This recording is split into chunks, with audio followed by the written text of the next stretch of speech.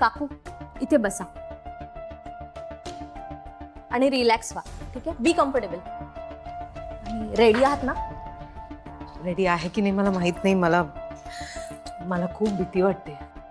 काकू अजिबात घाबरू नका. जे काही आहे ते बेधडक आणि बिनधास्त बोला. खरं काय आहे ते सगळ्यांना कळायलाच हवं.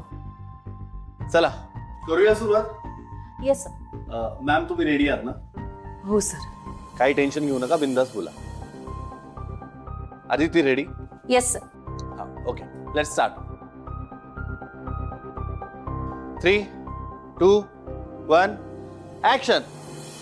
सगळ्यांना माझा नमस्कार. आपल्या बेधडक या कार्यक्रमात मी अदिती म्हात्रे आपल्या सगळ्यांचं स्वागत करते. सध्याची बहुचर्चित घटना म्हणजे 5 स्टार हॉटेलमध्ये पडलेल्या पोलिसांच्या धाडीत शाळेच्या विद्यार्थ्यांना झालेली अटक आणि मादक पदार्थांचे सेवन करण्याचे त्यांच्यावर झालेले आरोप. तुम्ही बातम्यांमध्ये ऐकलं असेलच की या विद्यार्थ्यांपैकी काही विद्यार्थ्यांचे टेस्ट पॉझिटिव्ह आले आहेत. त्यात प्रथम पाटकर या विद्यार्थ्याचे सुद्धा टेस्ट पॉझिटिव्ह आले. पण त्याच्या पालकांचा असा दावा आहे की त्यांचा मुलगा निर्दोष आहे. त्याला कुठल्या तरी पूर्व वैमनस्यामधून अडकवले जात आहे. याच गोष्टीवर या पालकांपैकी एक प्रथम पाटकर याची आई म्हणजे सौ अनुप्रिया पाटकर यांना आम्ही आज आमच्या स्टुडिओवर बोलवलं आहे त्यांची बाजू जाणून घेण्यासाठी. तर बघूया त्या काय म्हणतात. तर अनुप्रिया मॅडम, हा जो काही प्रकार घडलाय त्याबद्दल तुमचं काय म्हणणं आहे? सगळ्यांना माझा नमस्कार. मी अनुप्रिया अविनाश पाटकर. मी इथे काही बोलण्याआधी मला एक गोष्ट सांगायची आहे की माझा आपल्या न्याय संस्थेवर आणि पोलीस यंत्रणेवर पूर्ण विश्वास आहे. त्यांचा मान ठेवूनच मी इथे बोलण्याचं धाडस करते. मला असं वाटतं की या प्रकरणाची नीट चौकशी केली गेली नाही. म्हणजे पोलिसांनी जेव्हा त्या हॉटेलवर धाड घातली तेव्हा त्यांचं असं म्हणणं होतं की सगळी मुलं मादक द्रव्यांचं सेवन करत होते. पण त्यांच्याकडे असा ठोस पुरावा नाहीये. त्यांनी ठोस पुरावा सादर केला नाहीये आदिती. पण ब्लड रिपोर्ट्सनुसार तुमच्या मुलाने सुद्धा मादक पदार्थ घेतले होते. आदिती, कुठलेही रिपोर्ट्स एका आईच्या विश्वासापेक्षा मोठे असू शकत नाही. आणि माझी खात्री आहे की माझा मुलगा निर्दोष आहे.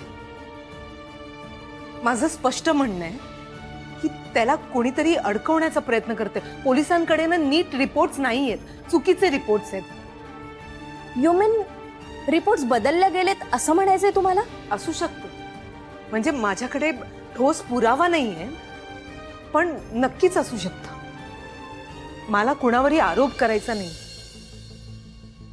पण माझं एवढंच म्हणणं आहे की माझा मुलगा निर्दोष आहे. काय ना, मुलांच्या बाबतीत अशी कुठली तरी घटना घडते ना, तेव्हा सगळ्यात आधी आई वडिलांना दोषी ठरवलं जातं. त्यांच्या संस्कारांवर प्रश्नचिन्ह उभे केले जातात. पण कुठल्या आई वडिलांना वाटेल की आपला मुलगा चुकीच्या मार्गाला जावा? काय ना, आजकाल सोशल मीडियामुळे असं झालंय ना की सगळ्यात आधी आई वडिलांना आणि घरातल्या सगळ्यांना टार्गेट केलं जातं. आता माझ्या बाबतीतच सांगायचं झालं तर माझा मुलगा प्रथम, त्याच्यावर फक्त मीच नाही तर त्याच्या आजीनी, त्याच्या बाबांनी, त्याच्या काकांनी, त्याच्या बहिणीने सगळ्यांनी संस्कार केले.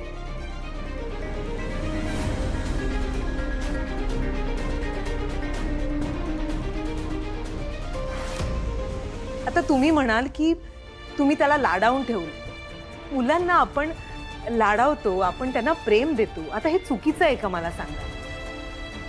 आपण एक गोष्ट विसरतो. अशी कुठली तरी घटना घडली ना की आपण हे विसरतो की त्या मुलांचं वय निसरडं आहे. त्यांच्या हातून चुका होऊ शकतात ना. आई वडील प्रत्येक ठिकाणी मुलांच्या मागे नाही ना जाऊ शकत. त्यांना नाही कळू शकत की मुलं काय करतायत, कुणाशी बोलतायत, कुणाला भेटतायत. हा, आता हे बोलून मी माझ्या मुलाच्या चुकीच्या वागण्याचं समर्थन करत नाही. चूक झाली आहे तर त्याची शिक्षा मिळायलाच हवी, हे मान्य. पण जर चूक झाली नाही आणि जर त्याची शिक्षा मिळत असेल, अरे हे योग्य आहे?